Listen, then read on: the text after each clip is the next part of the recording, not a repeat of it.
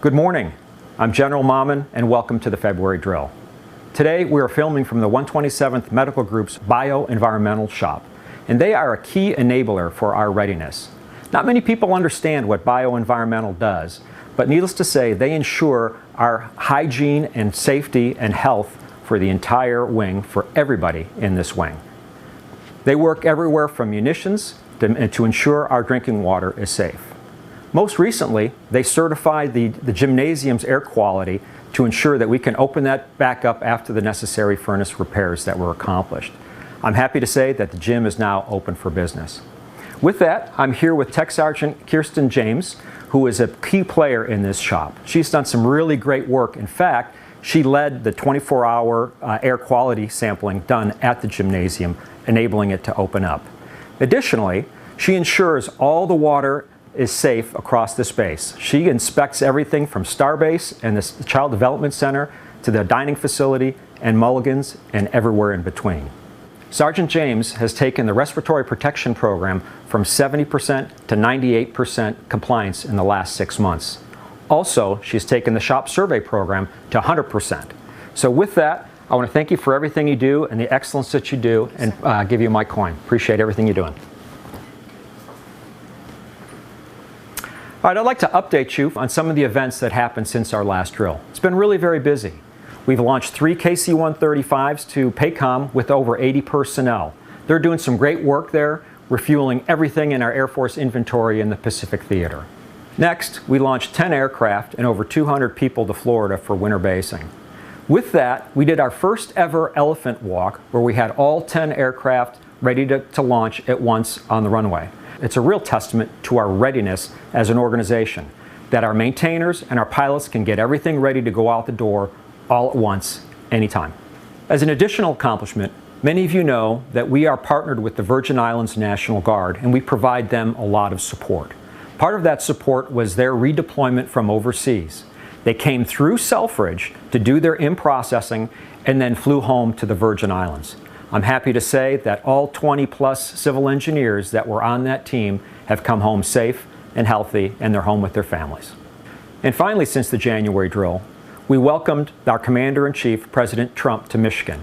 He came here for a one-day trip to visit Michigan, and he landed here at Selfridge.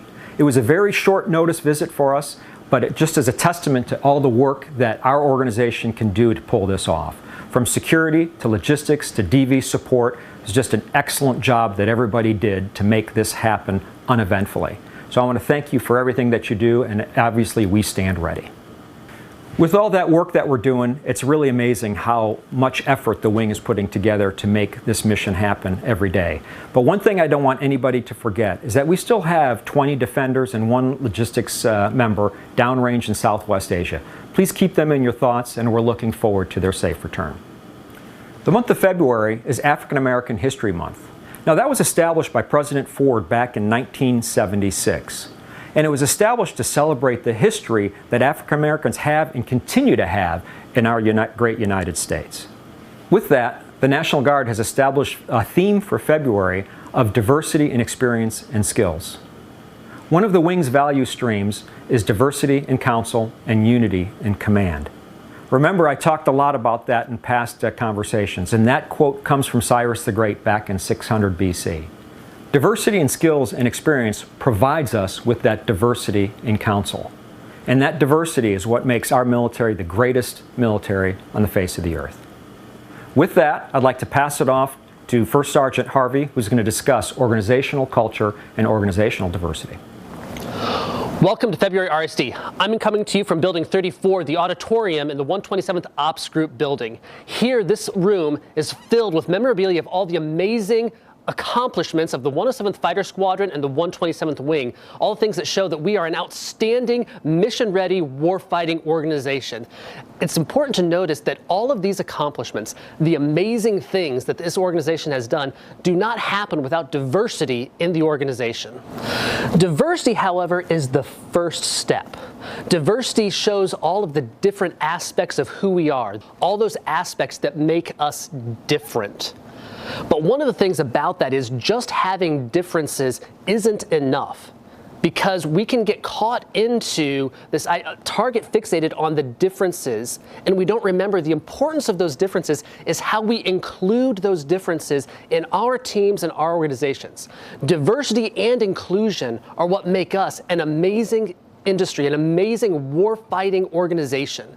And what we need from you as leaders, as airmen at all levels, is not just to be aware of how we are different, but what are you doing to include the different people on your team? Who are you sitting with at lunch? Who are you spending time with in the break room? We need to include everyone, because diverse thoughts, diverse attitudes, diverse ideas are diverse and completely separated if we don't include them with us. So this month, as we're thinking about diversity, as we're thinking about Black History Month, take some time and invite someone new into your group, hear their ideas, and let's make this not just a diverse organization, but an inclusive organization where we can operationalize diversity by inclusion.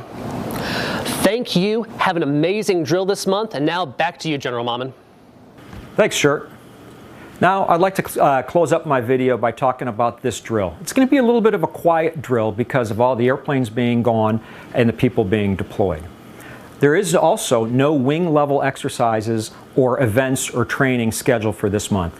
So this is your opportunity to be in your shops and check your programs to ensure compliance. Next month, the Air Combat Command Inspector General will be here at Selfridge for our midpoint look or midpoint snapshot. Our capstone is scheduled for the fall of 22.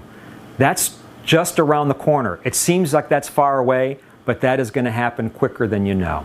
So take this opportunity this drill weekend to look at your programs and ensure compliance. And if they're not compliant, that's okay. Identify it. Identify it as red with the Get Well plan.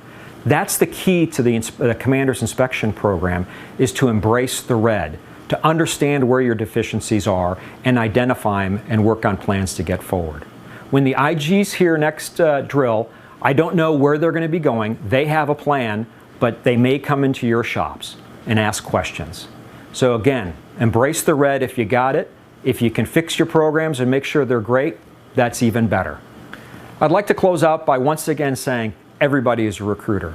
We're just 86 members short of getting to 100% end strength. And that is one of our targets, to be 100% end strength by October 1 of this year. I know we can get to that point by bringing on 86 people to this organization. And I need your help to do that. With that, I want to thank you for your professionalism and thank you for your leadership. Thank you.